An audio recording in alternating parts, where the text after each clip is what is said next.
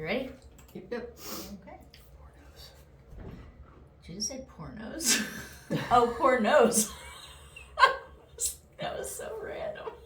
I can see how you thought I'd say that. Yeah. Alright. Hello, hello. I'm Casey. And I'm Fallon. Guess who's back? Guess who's back? Guess who's back? Non-sponsored. It's Fallon. Oh, yay! Sickness is mostly gone. So our duo is back at doing. The duo. That was clever. Come on. Give me credit. That was very, very clever. I'm just going to sit here like this and just... Also, in case anybody hadn't noticed immediately, for the people who are watching the video of this, we have a new background. Yeah. I know it's a little wrinkly. We're gonna work out the kinks. Should I go and do Savannah White? Give me an R. Oh. Anyways, Should have said, give me a render the darkness. like, a C. I could have done that. I'm not supposed to do an R with my hands.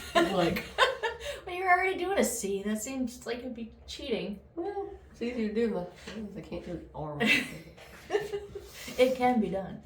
It's too soon. Like all you can see is your hat and your red ass nose. It's better. It's cute. I don't look like I don't feel good at all. You don't look like you don't feel good at all. Yeah, I don't look like I don't feel good. Yeah, you don't. You don't look like that at all. No. Okay, so here we are again, continuing on with our 50 States series, our second episode. This is going to be The Ghosts of Alabama. Ghost. Okay, so before we get started, as some of you may know, the last episode that I did, I tried something new where I asked like a life question or a philosophical question, and I did get some listener feedback on that. And it seems that the fun fact is more preferred, so I'm just going to stick with that. So, here is your fun fact for this episode. Actually, a couple of different fun facts, but fun nonetheless. Fun facts. Fun facts. Ribbon eels are born male and die female, but before dying, they lay eggs, which is actually one of the other ways you know they're about to die.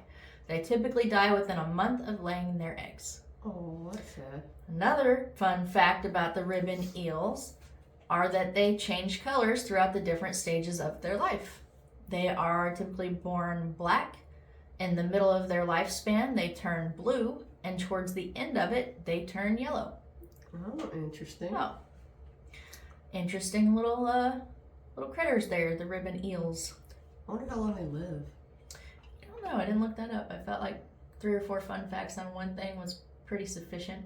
Yeah, I was just popping in my head. I was like, I wonder how long they live, because, you know, like the 3, Yeah. and then they're born male and they die female. So They are really pretty though. So if you haven't seen one, I definitely suggest Googling a picture of them because they are really pretty.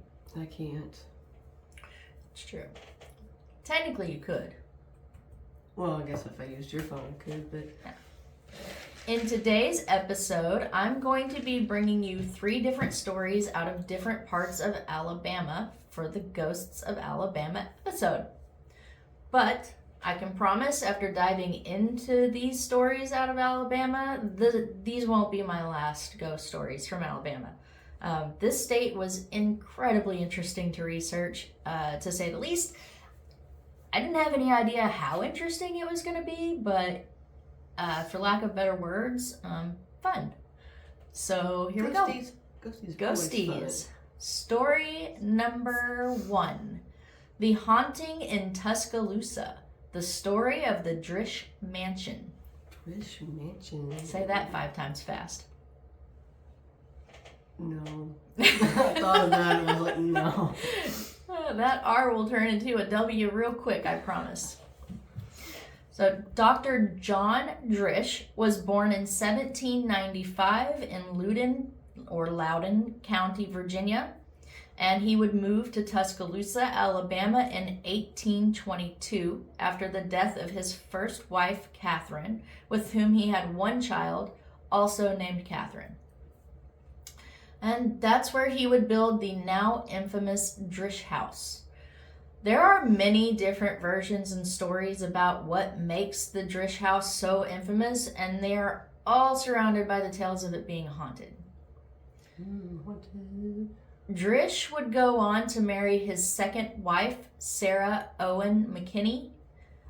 In some sources said 1825, others said 1835, but I feel like 1825 makes the most sense, so I'm going to stick with that one. Okay.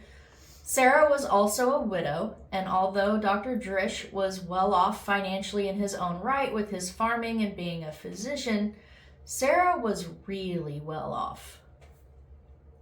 So together they had a lot of money. Nice. Dr. Drish was also a credited building contractor, and with their combined wealth, Dr. Drish was also able to have the best of the best when it came to everything, but especially when it came to the caliber of, and I'm sorry to say this word, it's just part of the story, when it came to the caliber of slaves they owned. Oh.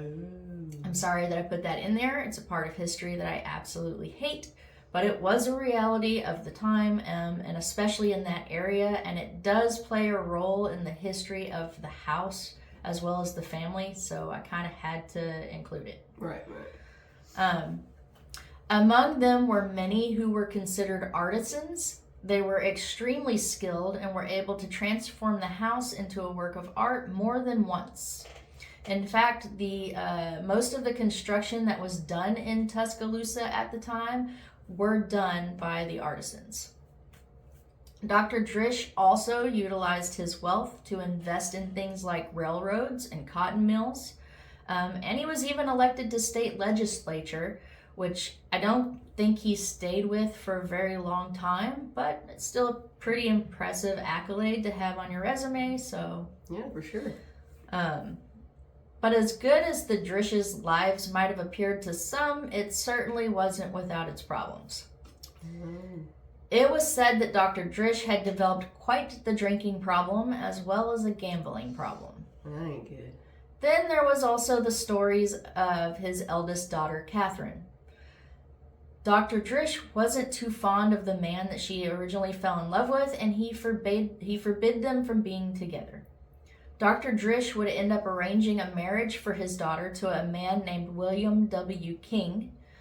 He forced her to marry King against her will by ensuring the man she loved was driven out of town, and in at least one version, he had gone so far as locking her in a room for weeks and depriving her of food outside of bread and water until he was able to get her to agree to marry his suitor, the aforementioned King. Oh, that's crappy.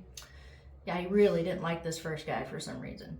I couldn't really find why, other than maybe he wasn't rich, or he didn't have a good standing in the community. I'm not really sure what it was about this guy, but he did not like him, and he did not want his only daughter marrying him. Yeah, that's what I was going to say. He's probably wasn't as well off as his choice. That would be my guess, but I'm not going to say that that's fact because I could not find any information about this guy. The newlyweds were said to have traveled to New Orleans for their honeymoon. And so the story goes that Catherine would spot her ex-lover in the crowd from a balcony. Ooh. And from that point on, she started to slowly mentally decline more and more. Oh, no. Despite her mental state, the couple would go on to have 3 children, 2 boys, John R.D. King and Edmund W.D. King, and a daughter named Cora. But sadly, Cora would pass away at only 4 years old, further contributing to Catherine's mental decline. Oh, poor baby. After Cora's passing, Mr. King dropped Catherine and the boys back off on Dr. Drish's doorstep, where he then fled back to New Orleans, where he moved, filed for divorce, and claimed Catherine to be insane. Dang. She reached such a frail mental state that she couldn't even maintain a stable conversation. It's said that her slip out of reality triggered Dr. Drish's relocking her in a room on the top floor of the mansion where the windows were bolted shut and someone was watching her 24/7. That's good for the mental health. Yeah, And some sources say that's where she stayed until she died. I did read one source that said that she was actually sent off to live with relatives somewhere, but that kind of doesn't really make sense for the future stories, so I'm not gonna lean that way. I'm gonna lean more on she actually stayed there until she passed. I read another story about, that was loud. I'm sorry. I'm so sorry. I didn't mean to yell at y'all. I can hear, I promise. I'm so sorry. I read another story about Dr. Drish's niece, who was also staying in the Drish house. Her name was Helen Whiting. She was married to a man named Fitch. It said that he was a drunk and an incredibly jealous guy. And when Helen asked her husband whether or not he would ever hurt her, he replied by cutting her neck with a shaving razor to the point of almost severing her head. Oh my gosh. Yeah. Fitch would go on to stand trial for the crime and be found insane, in which afterwards he would be sent to an asylum. So she just asked him a question. Yeah, well, they had been having, I guess they'd been having some issues a little bit before that because of his drinking and his jealousy. And so she was kind of trying to make an effort to soothe the waters, I guess. And it wasn't going well. And so I guess that question just triggered something in him. I don't know. But I did also read that he actually only spent a few years in the asylum before being released, and then he went on to work for the railroad and live his life. So nothing ever happened after that, just that one little snap. Just that one little snap and some time in the asylum, and then... Yeah, maybe he really had some issues. But I only read that in one source, so I don't know it's hard with the ghost stories because there's so many different accounts and versions of the ghost stories. But I tried to include as many different versions and spins of it as I could because I wasn't sure which ones were the factual ones. Right. And maybe they all have a small layer of truth and fact to them. I don't know, but... It's good to include it all in there just so you can kind of make your own judgment call. I tried to. So much of Helen's property was never removed from the mansion, and the servants of the house swore her things being touched or moved would cause Helen's ghost to resurrect and take them. Between this tragedy... Take the possessions or take the people? No, take the people. They were worried if they touched her stuff, she would come after them for touching her things. Between this tragedy, the ill state of his daughter, his gambling and drinking problems, the Civil War, and the abolishment of slavery in 1865, where I read he lost, I think he had at that time 70 to 90 servants. Wow. And a lot of whom he depended on for his farming and his household needs. The fortune of the Drish that they had previously enjoyed, it pretty much went away completely. He lost pretty much everything between all of those events. Yeah. I read a couple different versions of what happened to Dr. Drish. In one version, he jumped out of bed in a state of delirium and fell down the stairs. Ooh. In another version, he threw himself from the second floor balcony. And in another, he had come home drunk from another bad gambling expedition with nothing to show for his travels, and upon being escorted to bed, he jerked his arm away from those who were trying to help him, and he fell backwards down the stairs. Ooh. He died on July 25th, 1867, at the age of 71 or 72. I read in another source that said that it was 75, but doing the math on the years from his birth to then, 75 doesn't add up. Okay. But I included it because it wasn't a source. It seems the most popular belief is that his fall down the stairs was a result of his drinking. Sarah held a wake for him in the tower on the top floor where his body had candles lit and surrounding him. I read in one source she did this because Dr. Drish had actually left a letter specifically requesting it. Huh. So, I actually read a couple of different sources where he had written a letter specifically requesting what he wanted done when he died. So I don't know if he wrote those letters a couple years prior just because he knew he was getting up there in age, or if he wrote them soon before he actually died because he was maybe predicting something was going to happen. I'm not really sure, but I did read a couple different sources that said that he actually did leave letters where he requested what he wanted done. And Sarah did follow the letters for what he wanted. That's interesting that he wanted candles all around him.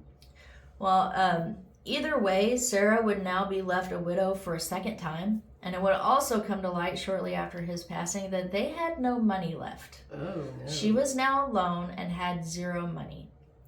She was fortunate enough to have loyal servants who actually stayed in the mansion with her until she passed away on April 27th, 1884. Well, that was awfully nice. It was nice. I thought the same thing. I thought, she had to have been a really good person. that was kind of my same. I read that she was very intelligent and very nice and giving and generous when they had the means for her to be generous and giving. So I read a lot of positive things about her during her life. But I also read that she had become obsessed with the idea of being buried exactly how John had been and having her funeral be exactly how John's was. Like she had even become so obsessed with it that when he had those candles lit around him or whatever, she saved those candles from his wake so that those exact same candles could be burned around her just like they were him. Oh. But sadly, when she did pass, before you get too on, the candles couldn't be found. They were gone. Huh. So her wishes were not able to be carried out. Before her passing, the stories of the hauntings of the house had already begun, with servants claiming to hear footsteps and hearing Dr. Drish yell just as he had the night he fell. The claims of a haunting definitely escalated once Miss Drish did die. It's believed that she was so upset and distraught in her passing that her burial wishes weren't fulfilled, that she now lives in the tower that her husband's wake was held in and lights phantom fires. Oh, wow. There have been many claims of people seeing a fire coming from there, with no one actually being up there or any flames actually being there either. It's also believed that Catherine, Drish's daughter's ghost, haunts the house as well. There have been reports of cold spots, sightings of a woman in white wandering the halls, and flickering lights. Always a woman in white. I was thinking that earlier. They're always in white. There's got to be something to that. That may be something worth looking into.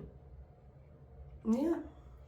So this story has been featured in a couple of different books, but perhaps the most popular book was written in 1969 by Margaret Gillis Figg and Catherine Tucker Wyndham, and it's called The 13 Alabama Ghosts and Jeffrey. The chapter that she wrote specifically for this story, I think, is called The Lights in the Tower, or something like that. Ghost adventurers have gone there, psychics have gone there, and many more people have gone there from all over the world just to try to experience meeting any of the residents that is said to still be there from its past. And there's actually quite a few accounts from people who have claimed to have proof that they've experienced things in the house. You said that Zach and Aaron were there? Who's that, the Ghost Adventure people? Ghost Adventures. I actually do think I read that they did go to this house. That's I could cool. be wrong, but I'm like 95% sure that I did read that they did go to this house. That's cool. I love Ghost Adventures. She does. She loves it. After the passing of Sarah Drish, the house changed hands many, many, many times and has served as many different things throughout the years. It was even almost torn down once, but luckily this historic landmark has survived the years and today is actually an event center and is one of the most significant pieces of history in Tuscaloosa. Awesome.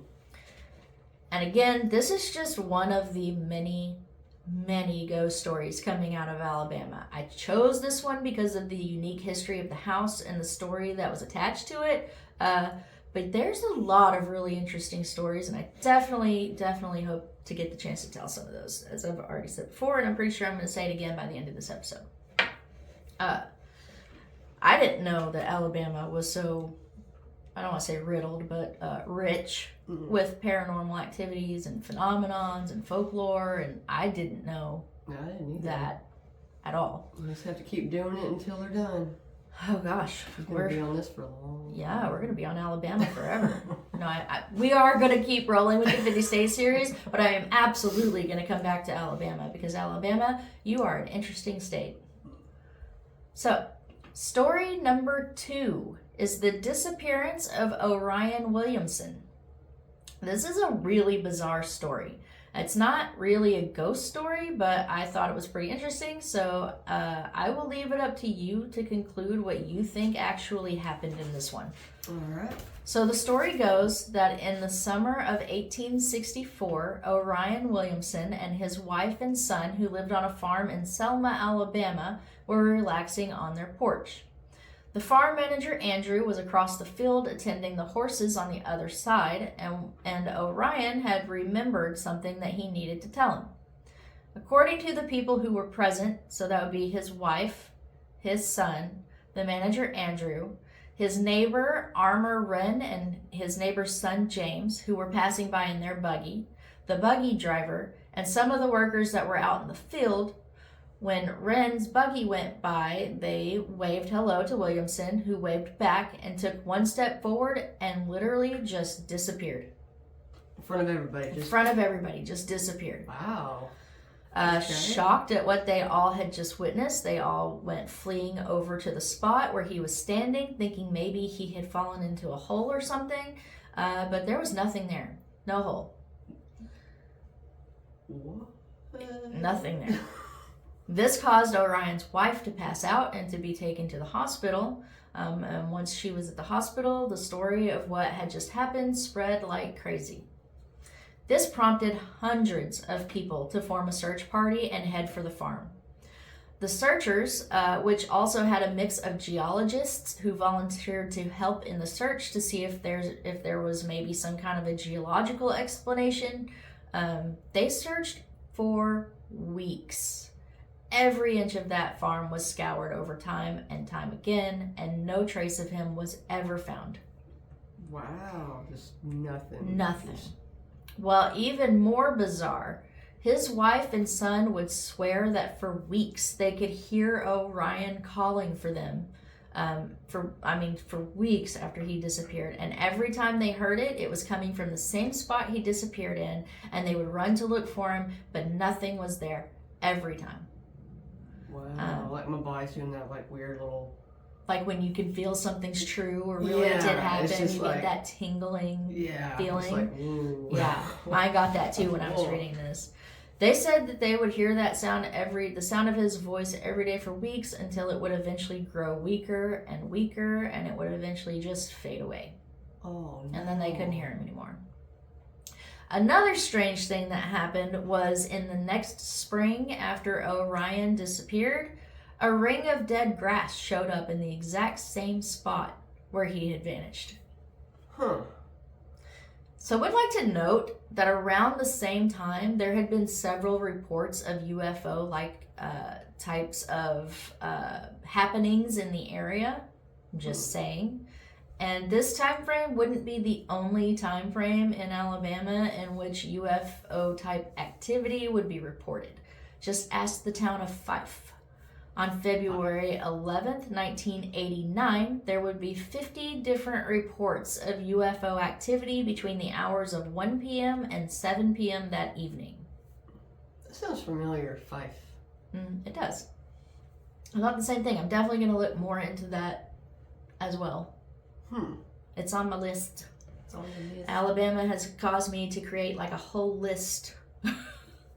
I'm telling you, it's interesting. Another strange attachment to the Orion Williamson case is that a very well-known writer at the time, like super well-known established writer whose name was Ambrose Bierce, he actually covered the Williamson story, and ironically, Bierce too would just vanish abruptly in Mexico in 1914. But because of his detailed and extensive coverage of the Orion case, Bierce was actually given credit for keeping the Orion story kind of in the know. So it's kind of credited to being the only reason why it's been kept alive this whole time, because of his stories about it. See, I wonder if like maybe whenever he disappeared, like he slipped through a... Some people say a portal. Yeah, that's what I was going to say. Like a wormhole or like like there's like a little tear in dimensions and he just slipped through and then he was trying to like get out and Yeah. That was my first thought too. But man, could you imagine how horrible that would be? Like, not only just to slip into a different reality or dimension, but to also be able to still see what's happening in your world and just have no access or ability to reach out at all. Yeah, I wonder, like, if he just... I wonder, because, you know, you said that, like, it just went... His voice went weaker and weaker. Mm-hmm. I wonder if he just got to the point to where he realized that if that's what happened, that there's nothing he could do. They can't hear him. Yeah, so maybe he just went on and started a life in a new dimension. We're gonna hope that that's what happened. Fingers crossed. Fingers crossed that that's what happened. But either way, I thought that was a really crazy story, so I wanted to throw that one in there. And then the other guy just disappearing too. There were some different theories about his disappearance as well. Some people thought that maybe he had joined some kind of a Mexican army and gone into some kind of a war battle and gotten killed, or maybe just did a story he shouldn't have done and that caused something to happen to him.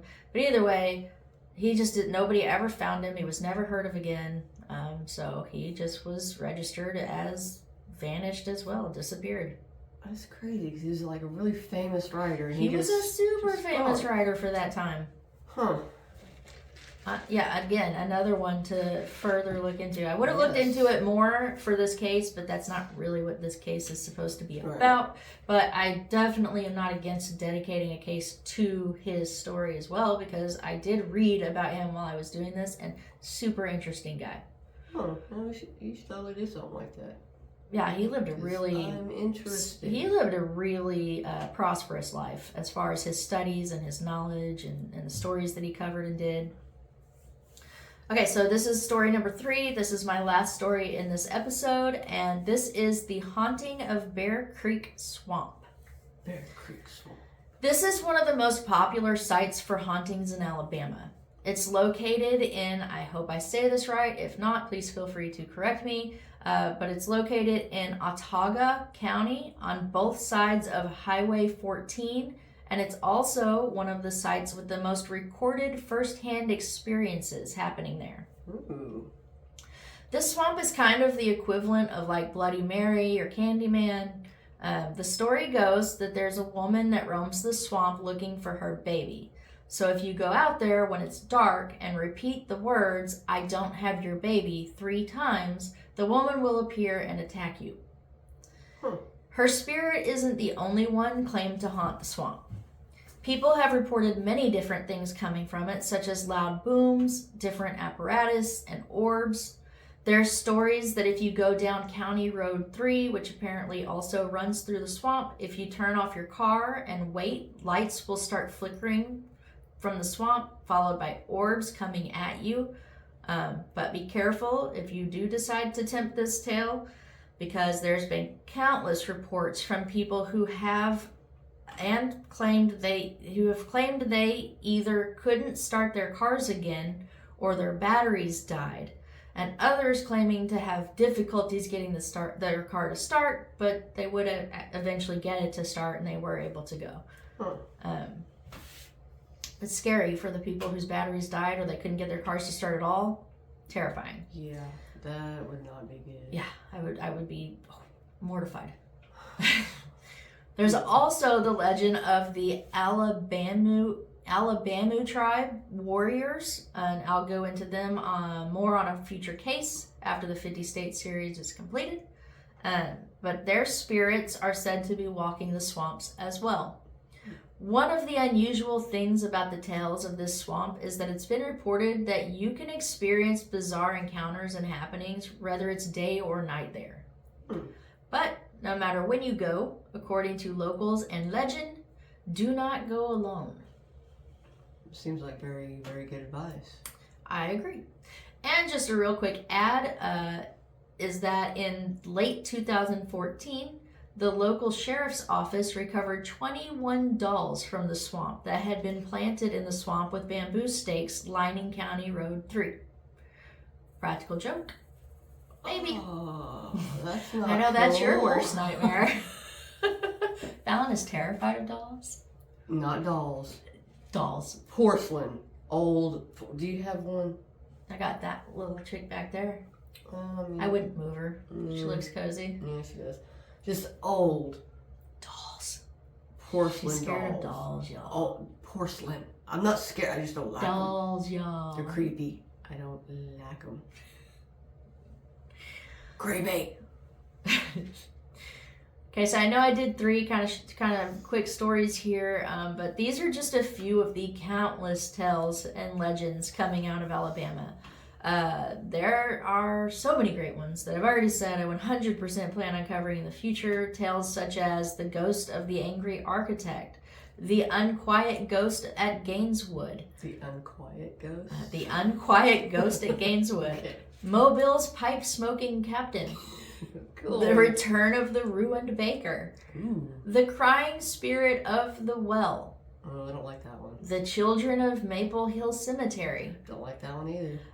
And then there's the town with the hole that will not stay. It like, I don't know how to word that, but the hole, they can't dig one. It fills itself back up. There's a story behind that. So they dig a hole. They dig a hole and it fills itself back up. Okay. Yeah. Interesting. Interesting. So many more. There's also a ton of folklore, and there's quite a bit of phenomenons that are all coming at you from Alabama. This state is rich in history and stories, and if you haven't looked into it, it's fascinating. And I look forward to getting back into some of these stories. If you have a specific story you want me to tell, or if you've had an experience of a ghostly or phenomenon type nature, we would love to hear it. So please don't hesitate to reach out. But for now, that's my ghost stories of Alabama. Yeah, if you have something you'd like us to say, or to tell, or to research. Yeah, that too. But I'm curious if any of our listeners have either been through Alabama or are from Alabama and you've gone anywhere near the Bear Creek Swamp, or if you've actually gone to the Drish house. If any of y'all have had any kind of experiences there. See, I've been through Alabama. I've been through Mobile. I'm kind of curious about the pipe smoking captain. He sounds pretty cool. He does sound cool. That's the thing with these ghosts. Like, a lot of the stories that I was looking at or whatever, I don't know how to say it without it sounding weird, but these ghosts sound kind of awesome. Yeah, they do. They're not like, obviously not some of them are kind of like the lady who attacks you, but yeah, some of these ghost stories sound pretty fun to get into and learn about. Anyway, that's our Ghosts of Alabama's. So, I don't know why I put an S on Alabama, but Alabama's. Kind of like me in the Arkansas. I hope you enjoyed it, and don't worry, Alabama, we still got one more true crime case coming at you. It's going to be done by this one over here, and that should be our episode after this one. And then after that, we'll roll right into our next state, which is Alaska. Arkansas. So Alaska. Arkansas. So you still have plenty of time to shoot a request or a suggestion our way for that. Yeah, Arkansas. Other than that, thank you guys so much for spending time with us today. We've had a lot of fun. Let's see if we can do this in unison. We've messed this up the last few times, so let's see how it goes. We are Render the Darkness. All right. Yay.